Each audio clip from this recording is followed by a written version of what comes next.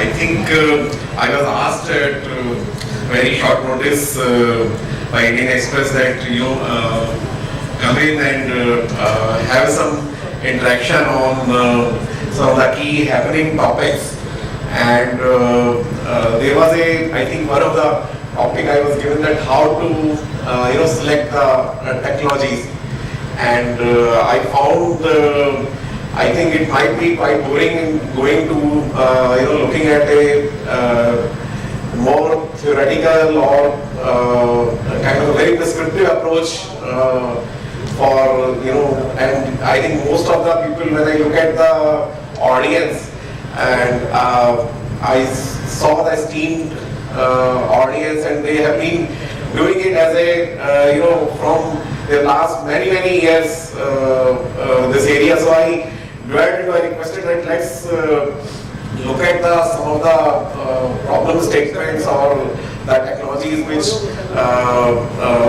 we are working on today, and discuss some of the issues and challenges we come across while implementing those, and that may have a new thought process among ourselves while we are spending quality time on the weekend away from the work and away from families. So I have requested we should discuss more about AI and blockchain, which is what I think these are the buzzwords since now last couple of years. But definitely now these are going towards little more than the nascent stage, where now the Indian financial services companies are implementing these technologies in their use cases. And so when we say that the data as a currency, data as a oil, and all that is very good, and it is nothing new, and we have been listening it from all the various consulting firms who are our advisory panels, and we keep getting from our technology teams, and when we are talking to the various knowledge partners like Gartner, Forrester, IDC, everyone is stating all this, and that is nothing new, that we are finding the internet traffic is growing. If somebody would have asked that in early 2000, then people would have said that it takes around 5 years, 6 years to double the traffic. So now, from last at least 3 years, it has been an observation from Google themselves that the network internet traffic is growing every 12 to 18 months by double. And when we are talking about the actual size of the internet kind of a endpoints, which are again every 4 years they are doubling, which used to be the case earlier, maybe 10-year cycle. And what we are experiencing now, it's an explosion that which is by 2020, the 50 billion devices would be connected devices on internet. So which is 3 times what we have today as we speak. And today, I think most of us are using 2 to 3 devices: phone, tablet, laptop, and which is going to grow now as the more and more connected devices come in. So per person, it could go to 6 to 7 devices. That's where the connected world will be like. We will have connected cars, we will have all our appliances will be connected at homes, intelligent homes, smart devices, IoT devices. So we will end up with 6 to 7 devices per person as a connected devices, where the interconnectivity will be there. And this will all be the data explosion. And the main point is that now when we are going to have all these new endpoints coming in, how are we planning for deploying these devices? Are we deploying these devices to capture all the right data? Because when people talk about the financial services, our banks especially are sitting on the mountain of the data, which is a huge, knowledge space. Like largest bank in the country today does on an average 7,000 transactions per day on their core banking system. So, which is where all the channels are, sending the transactions. And the capability, however, in the bank is that they have already sized up that 20,000 transactions per second. The system should be able to take care in the next 3 to 4 years. So, which they are expecting that traffic will grow as the financial inclusion is growing and banking services are growing. But are they capturing all these new deployment of endpoints are coming in, or these banks, when they have deployed the channel applications which are running using a lot of legacy technologies or legacy components, and as we are modernizing, are we capturing all the right attributes? We are sitting definitely on a mountain of data. But the key point is all the necessary attributes which are required for deep learning, machine learning, and any kind of a deep analytics need to be carried out, any kind of intelligence need to be provided to the machine, all those right attributes are available or not. So that is a key question, and I just started with NSE from last 2 weeks back. So and this is again an amazing trend that even in the equity market across the different asset classes, I think you will be surprised. I think India is the only country, probably it is the only exchange across the world which has a single day on an average billion transactions, billion trades, and on a peak day it clocks 2 billion. No exchange, not even the NYSE or NASDAQ are clocking these many number of trades. Their value must be very, very high. Market caps must be very high, market value must be very high.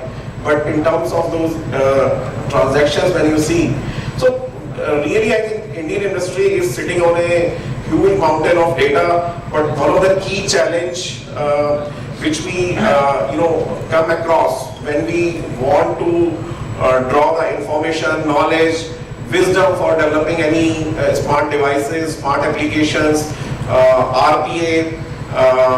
Do we have that power in our all the information which our systems are capturing? And answer is like yes and no, because maturity, a lot of these systems which have gone live early 2000, we have focused on more how to expand, how to deliver them to more and more people, but how to capture the data from these channels to collect the user experience requirements, to collect the insights. Sometimes you find they are missing. Like you want to build a robo-advisory, you want to build any kind of a smart client where to automate the business processes. You definitely need a human intervention, because some of the attributes are being missed out while capturing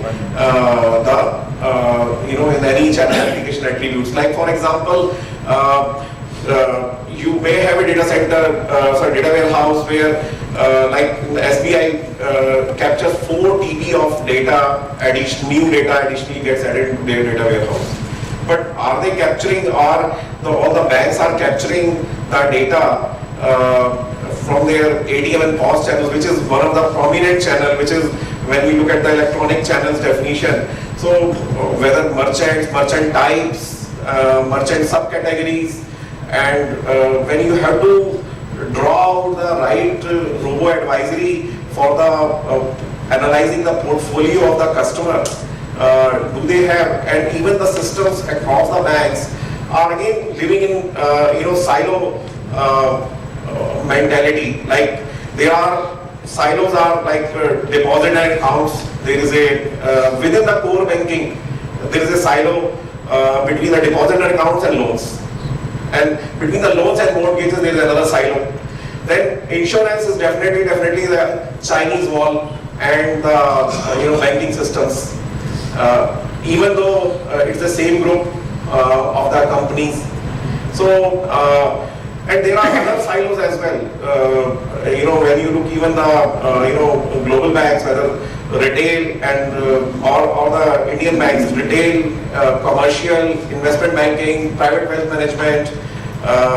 So there are various kinds of silos are there where the transactions are not being stitched.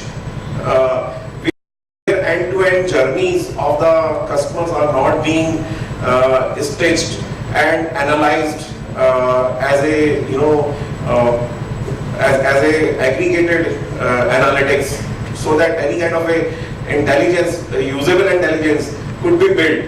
It is always, and this is where we are, I think, making mistakes when we look at the using, machine learning. We have put the bots or NLP in each individual area. We are not coming across as a single entity with the customers where aggregated the NLP is leveraged across the various data sources, master data across these divisions of the banks or the different departments or different product segments, whichever way organization has been sliced or diced.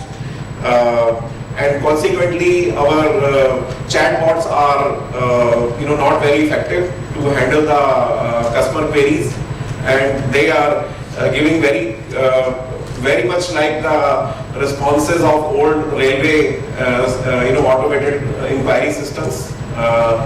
And that's where I think one of the key challenges is the data quality, which is what I am emphasizing for past 8-9 minutes. And that's where we need to have a emphasis that we need to look, if we want to leverage the artificial intelligence, we want to leverage the machine learning, we need to see that how in our existing systems, whether are we capturing all the right attributes or not, so that we have the richness and the data quality improvement. That is one of the key. And the second is when we are looking at the relationships. So we need to look at the relationship for each entity, for each of the stakeholder end to end. And we need to look at the leveraging artificial intelligence in our existing programs, in existing use cases, rather than thinking for digitizing, I need to now develop a new channel or new application. That's where I will use the machine learning. I need to see that what are the use cases in my existing core processors or channel applications where I can plug in the AI piece. That is one of the key learning I had in my few assignments. And now coming to the blockchain, I think again we have been having various initiatives. Few initiatives have made it to production as well across the organizations. And this is the analysis done by the Gartner, where these kind of different different deployment scenarios are used by the different organizations. And one of the key technical challenge, we still find the scalability. But that is still can be managed. The key is to find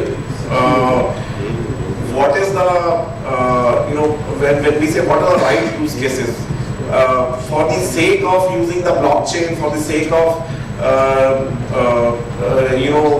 leveraging the new technology, we are going to use it, or we really have a business case or use case where blockchain should be leveraged. And largest popular deployments are the centralized deployments so far. And one of the key use case, people are using it for trust, and that is where I think most of the use cases are being derived. Where in bank I have deployed the for the international remittance scenario for the Nepal-India corridor, where there were some regulatory compliance requirements to report to the Nepal regulator, and we leveraged the blockchain to have a real-time instant reporting to the regulator by leveraging the blockchain, as well as the disintermediation being created of the using the SWIFT or using the any of the other payment settlement systems.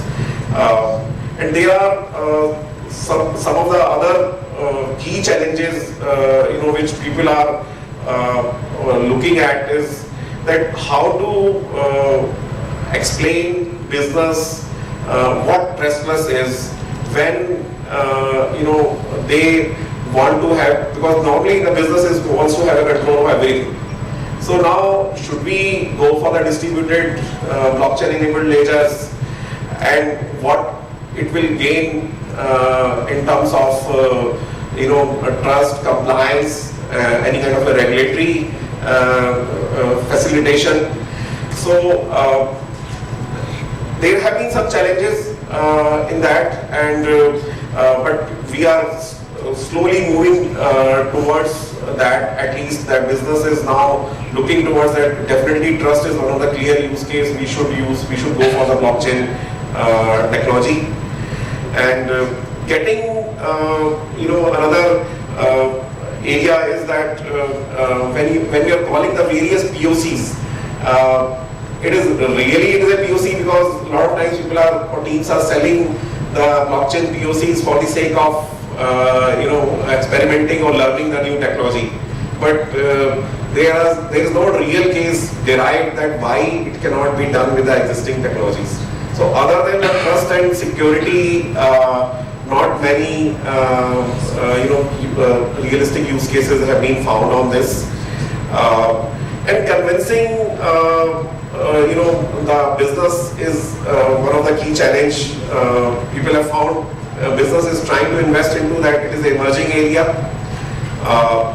and looking at the overall standardization and governance, that is another key area where the investments are could be done in this technology.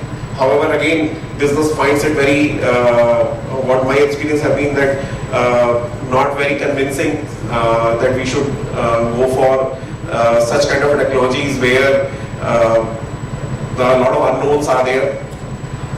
So some of these practical key challenges I have faced while executing the blockchain programs.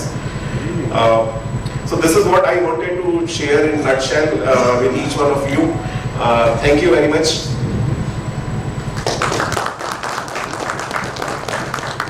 And any questions, I'm open to.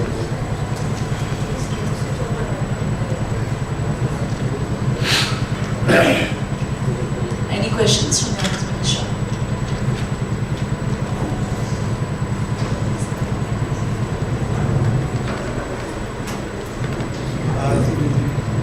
So thank you for the very insightful session.